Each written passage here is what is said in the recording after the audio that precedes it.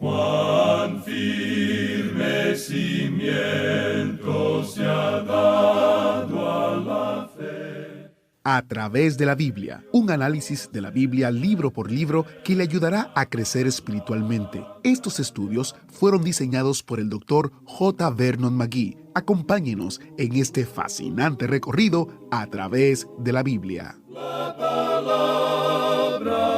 de Dios.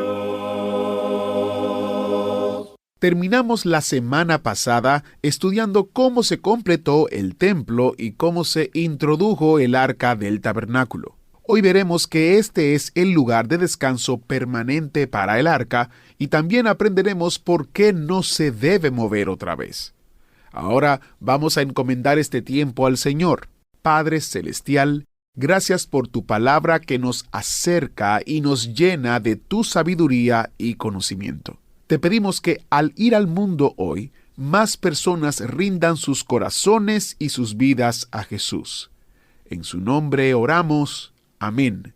Y ahora iniciamos nuestro recorrido bíblico de hoy con las enseñanzas del Dr. McGee, en la voz de nuestro hermano Samuel Montoya. Adelante. Continuamos hoy nuestro estudio del capítulo 5 del segundo libro de Crónicas. Y en nuestro programa anterior estábamos hablando de lo que había en el arca, y dijimos que no había sino las 2 tablas que Moisés había puesto en Horeb. Y mencionamos que faltaban 2 cosas. Una de ellas es la vara de Aarón que reverdeció, y la otra es la urna de oro con el maná. Esas 2 cosas estaban allí antes. Usted recordará que el maná desaparecía si no lo recogían. Y como dijimos, también faltaba la vara de Aarón que reverdeció. Y la vara y el maná han desaparecido. ¿Por qué? Pues creemos que estas 2 cosas, el maná, que nos habla de Cristo como el pan de vida, habla de su humanidad y del hecho de que Él alimenta a aquellos que son suyos. La vara de Aarón nos habla de su resurrección, y eso ha sido actualizado para nosotros por el hecho histórico de la muerte de Cristo. Él era humano y esa era su humanidad. Él murió, fue sepultado, pero se levantó al tercer día. Eso no es humano. La vara de Aarón que reverdeció.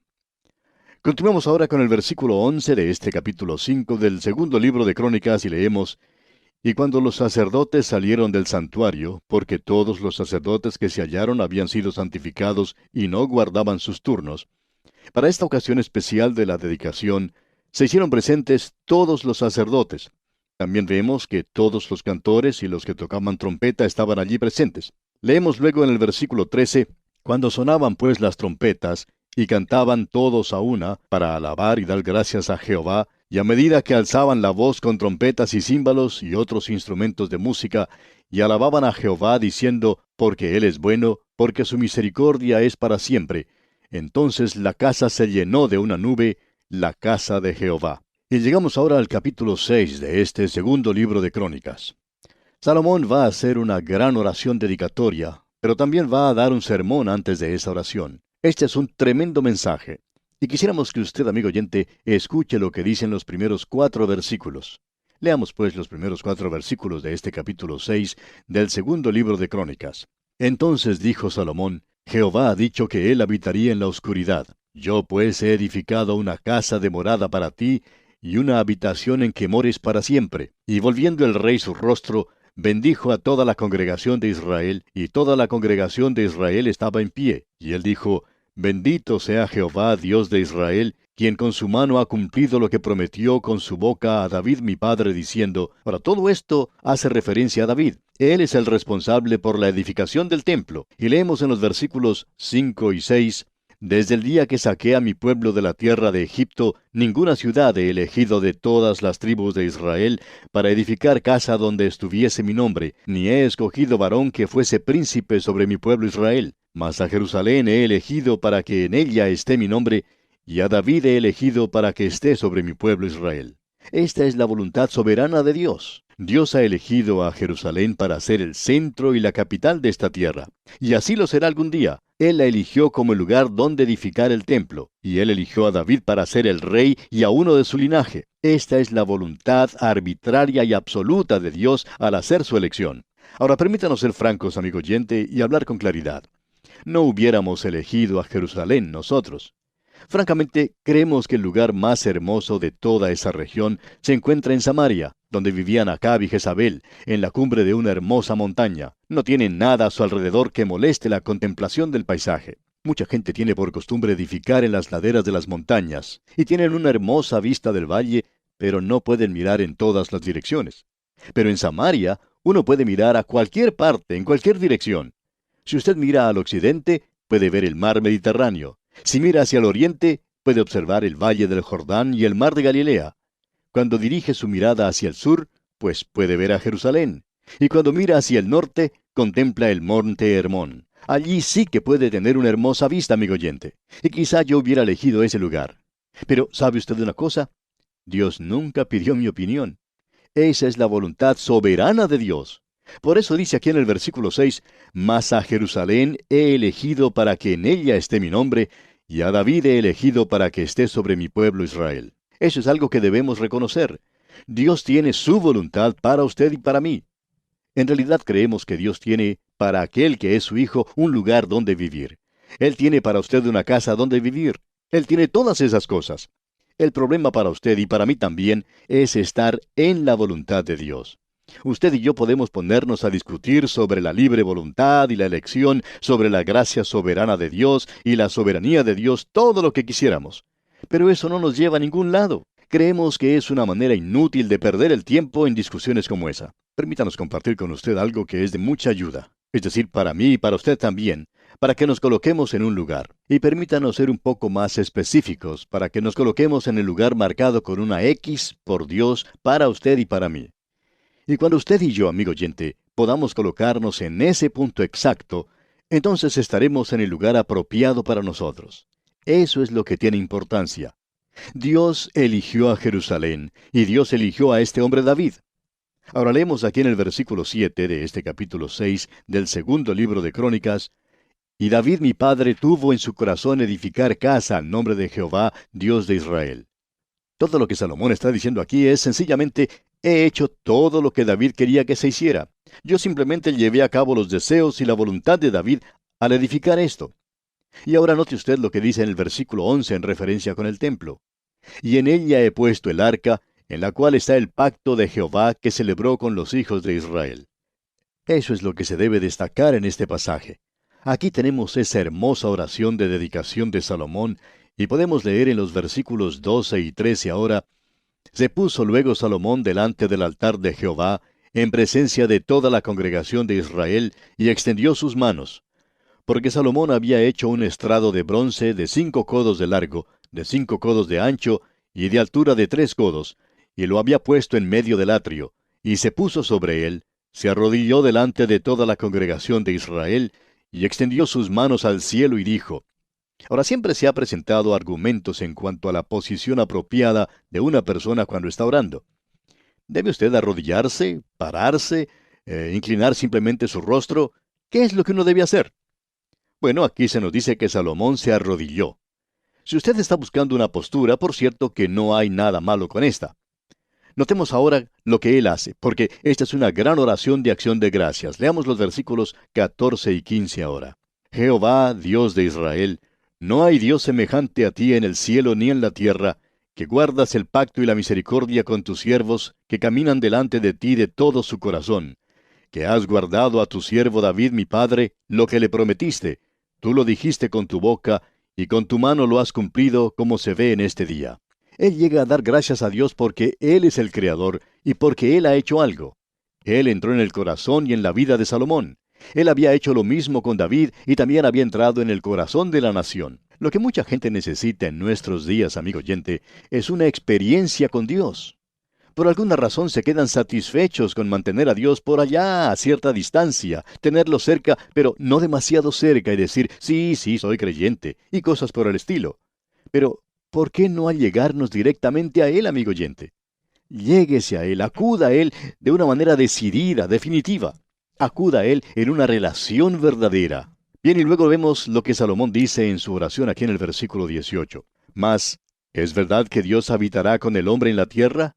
He aquí los cielos y los cielos de los cielos no te pueden contener, cuanto menos esta casa que he edificado. Note usted que Salomón agradece a Dios, en primer lugar, por todas las cosas materiales. Él tenía, creemos nosotros, más cosas materiales en este mundo que cualquier otra persona. Y las cosas que él tenía, como el oro y la plata, como veremos en el capítulo 9, las tenía en tanta abundancia que eran cosas comunes, como ir a la playa a recoger piedrecitas. Él nunca tenía que fijarse en el precio de ninguna cosa. La palabra economía ni figuraba en su vocabulario. Salomón quizá no tenía las cosas modernas que muchos tienen en el día de hoy. Hay lugares donde las personas solo tienen que apretar un botón para conseguir lo deseado. Él tenía que enviar a sus soldados y sirvientes a diferentes partes de la tierra para que le trajeran las cosas que deseaba. Él no contaba con el refrigerador o la nevera que tenemos nosotros, pero todo lo que conseguía era fresco y había que consumirlo enseguida. Él probablemente tenía muchos invitados a su mesa y allí se consumía gran cantidad de alimentos y él no se tenía que preocupar en cómo guardar su comida. Sin embargo, este hombre eleva esta oración de agradecimiento a Dios por haber provisto tantas cosas. Y nos preguntamos, ¿cuántos de nosotros en estos días, amigo oyente, agradecemos a Dios por la provisión que Él hace para nosotros de tantas maneras diferentes? Yo no sé si usted lo hace, pero yo le agradezco por el privilegio de vivir en esta generación. No solo por las cosas materiales, amigo oyente, sino sobre todo por las cosas espirituales y por las oportunidades gloriosas de estos días. Pues bien, Salomón pronunció esta oración dedicatoria y el sermón que dio, y con el tiempo se dio a conocer en el mundo de entonces, pero él nunca pudo hablar por radio o televisión. Hay varias cosas en esta oración que nos gustaría destacar. Leamos los versículos 21 al 23 ahora. Asimismo, que oigas el ruego de tu siervo y de tu pueblo Israel, cuando en este lugar hicieren oración, que tú oirás desde los cielos y desde el lugar de tu morada, que oigas y perdones. Si alguno pecare contra su prójimo y se le exigiere juramento, y viniere a jurar ante tu altar en esta casa, tú oirás desde los cielos, y actuarás y juzgarás a tus siervos, dando la paga al impío, haciendo recaer su proceder sobre su cabeza, y justificando al justo al darle conforme a su justicia. Dice aquí, que tú oirás desde los cielos. Podemos apreciar que el templo llegaría a ser el centro mismo de la vida en la nación de Israel. Y ahora leemos en los versículos 24 y 25, si tu pueblo Israel fuere derrotado delante del enemigo por haber prevaricado contra ti, y se convirtiere y confesare tu nombre, y rogare delante de ti en esta casa, tú oirás desde los cielos, y perdonarás el pecado de tu pueblo Israel, y les harás volver a la tierra que diste a ellos y a sus padres. Cuando ellos habían pecado, debían regresar a este templo. Y continúa diciendo en el versículo 26 del capítulo 6 del segundo libro de Crónicas, si los cielos se cerraren y no hubiere lluvias por haber pecado contra ti, si oraren a ti hacia este lugar y confesaren tu nombre y se convirtieran de sus pecados cuando los afligieres. Ahora, ¿qué es lo que debían hacer? Debían ir a Dios en oración. Y el versículo 28 dice, si hubiere hambre en la tierra, o si hubiere pestilencia, si hubiere tizoncillo o añublo, langosta o pulgón, o si los sitiaren sus enemigos en la tierra en donde moren, cualquiera plaga o enfermedad que sea, ¿qué es lo que deben hacer? Ir al templo, llegar a Dios en oración. Y el versículo 30 dice, tú oirás desde los cielos, desde el lugar de tu morada, y perdonarás, y darás a cada uno conforme a sus caminos, habiendo conocido su corazón, porque sólo tú conoces el corazón de los hijos de los hombres. Dios nos conoce, amigo oyente, y por esa razón nosotros tenemos que estar en contacto con Él. Veamos ahora los versículos 32 y 33 de este capítulo 6 del segundo libro de Crónicas. Y también al extranjero que no fuere de tu pueblo Israel, que hubiere venido de lejanas tierras a causa de tu gran nombre y de tu mano poderosa y de tu brazo extendido, si viniere y orare hacia esta casa, tú oirás desde los cielos, desde el lugar de tu morada, y harás conforme a todas las cosas por las cuales hubiere clamado a ti el extranjero, para que todos los pueblos de la tierra conozcan tu nombre, y te teman así como tu pueblo Israel, y sepan que tu nombre es invocado sobre esta casa que yo he edificado. Este era un gran proyecto misionero. El mundo entero tenía que ir a ese lugar. Esto no era solo para Israel, pero si el extranjero llegaba desde cualquier rincón de la tierra, de cualquier país alejado, entonces él oiría. Y ahora el versículo 36 dice, si pecaren contra ti, pues no hay hombre que no peque, y te enojares contra ellos, y los entregares delante de sus enemigos, para que los tomaren los lleven cautivos a tierra de enemigos, lejos o cerca, otra vez, ¿qué es lo que deben hacer? En el país al que han sido llevados, ellos deben elevar sus voces a Dios y volverse hacia el templo, voltear en esa dirección, aunque el templo haya sido destruido. Eso fue lo que hizo Daniel, ¿recuerda? Y ahora los versículos 38 al 42 dicen, si se convirtieren a ti de todo su corazón y de toda su alma en la tierra de su cautividad, donde los hubieren llevado cautivos, y oraren hacia la tierra que tú diste a sus padres, hacia la ciudad que tú elegiste, y hacia la casa que he edificado a tu nombre, tú oirás desde los cielos, desde el lugar de tu morada, su oración y su ruego, y ampararás su causa, y perdonarás a tu pueblo que pecó contra ti. Ahora pues, oh Dios mío, te ruego que estén abiertos tus ojos y atentos tus oídos a la oración en este lugar. Oh Jehová Dios, levántate ahora para habitar en tu reposo, tú y el arca de tu poder. Oh Jehová Dios, sean vestidos de salvación tus sacerdotes, y tus santos se regocijen en tu bondad. Jehová Dios, no rechaces a tu ungido, acuérdate de tus misericordias para con David tu siervo. Esta es una gloriosa oración, amigo oyente. Y Salomón la pronuncia basándose en la misericordia que Dios extendió a David. Usted y yo, amigo oyente, debemos orar no sobre las misericordias, sino porque Cristo ha hecho la propiciación por nosotros para que nosotros pudiéramos allegarnos por medio de su sangre derramada.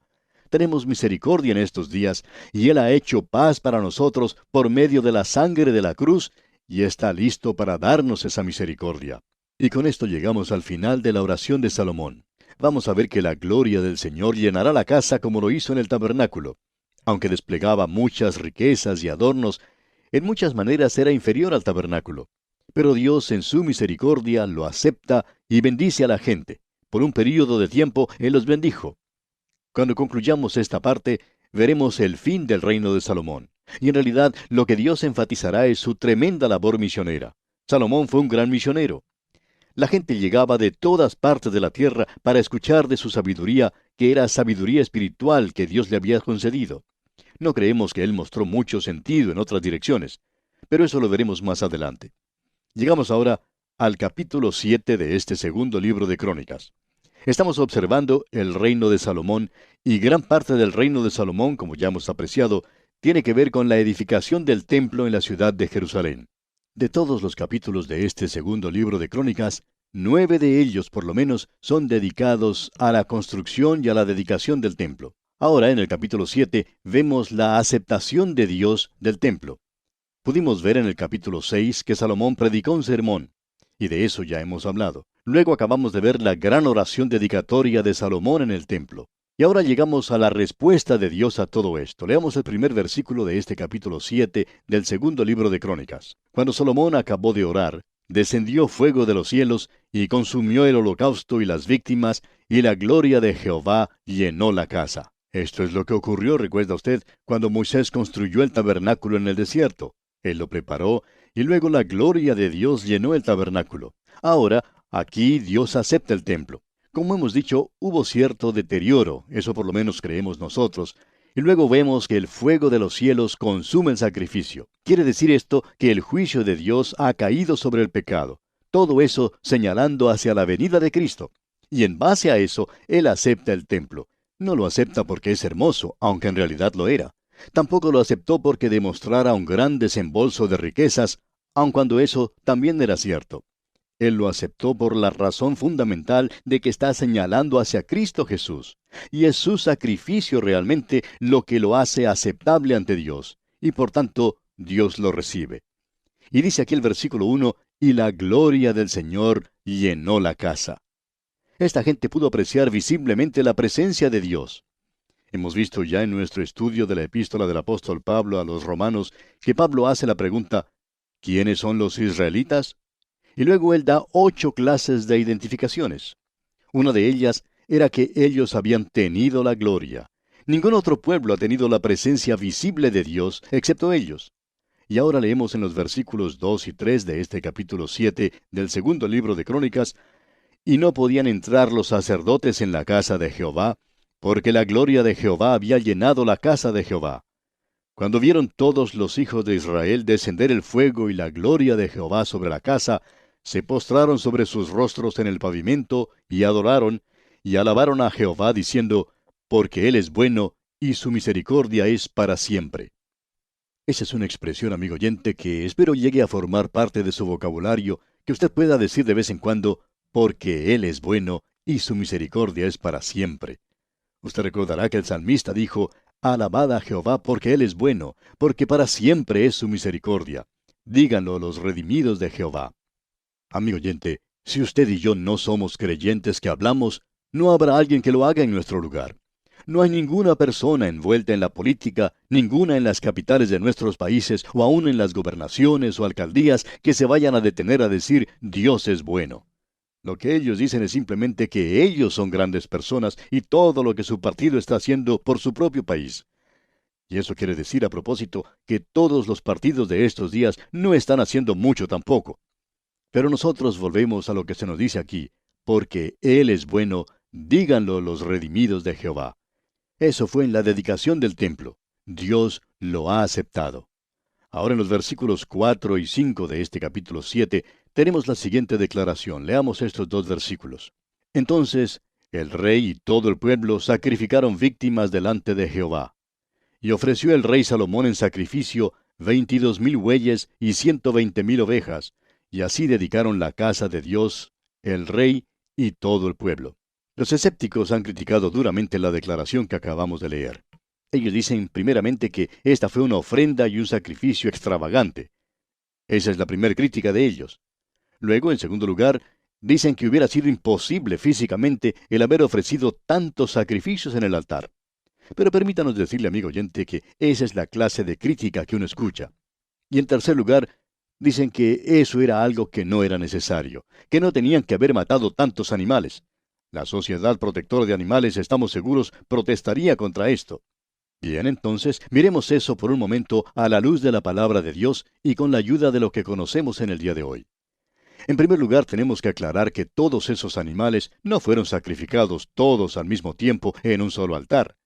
Para esta ocasión especial, creemos que se había erigido altares sobre toda el área alrededor. Y no solo en ese lugar. Mucha gente de la nación de Israel no pudo hacer el viaje a Jerusalén y también querían participar. Y también pensamos que altares habían sido levantados en muchas partes de la nación en esa ocasión. Así es que debemos poner todo esto junto y darnos cuenta que había muchos altares a través de toda la tierra ofreciendo sacrificios. De esa manera no es algo imposible físicamente. Pero, ¿por qué semejante gasto? Para que cada zona del país pudiera tener su propio sacrificio. Era algo similar a lo que ocurrió cuando ellos salieron de la tierra de Egipto y hubo que sacrificar un cordero por cada familia. Por eso hubo que sacrificar a miles de esos animales en esa noche. Pero no era un gasto innecesario. En primer lugar, el significado primordial es que nos habla del sacrificio del Señor Jesucristo. Señala hacia Cristo. Y amigo oyente, fue Simón Pedro quien dijo que fue sangre preciosa la que él derramó. Dijo Pedro, sabiendo que fuisteis rescatados, no con cosas corruptibles como oro y plata, sino con la sangre preciosa de Cristo. Y eso, amigo oyente, no es algo demasiado caro porque está señalando hacia Cristo Jesús mismo. Bien, vamos a detenernos aquí por hoy, amigo oyente, porque nuestro tiempo ya ha concluido. Continuaremos, Dios mediante, en nuestro próximo programa. Hasta encontrarnos de nuevo en este mismo punto del dial, que las bendiciones del Señor abunden en su vida, es nuestra oración. Agradecemos que nos acompañara en el estudio de hoy. Le invitamos a que visite nuestro sitio en internet a través de la Biblia.org. Ahí puede suscribirse para recibir las notas y bosquejos de lo que estamos estudiando y noticias del ministerio. También encontrará la variedad de libros y materiales gratuitos que tenemos para usted. El sitio es a través de la Biblia.org. Todo lo que hacemos es posible gracias al Señor y a personas como usted que se unen a nosotros en la obra de llevar la palabra entera al mundo entero. A través de la Biblia es una producción de Radio Transmundial. Comparta con nosotros sus comentarios al correo electrónico atv@transmundial.org. atv@transmundial.org. Recuerde que puede volver a escuchar este y cualquiera de los programas anteriores en a través de la Biblia.org. A través de la Biblia.org. Allí también encontrará todas las opciones disponibles para escuchar el programa. A través de la Biblia llega a usted por cortesía de esta emisora. Su sangre carmesí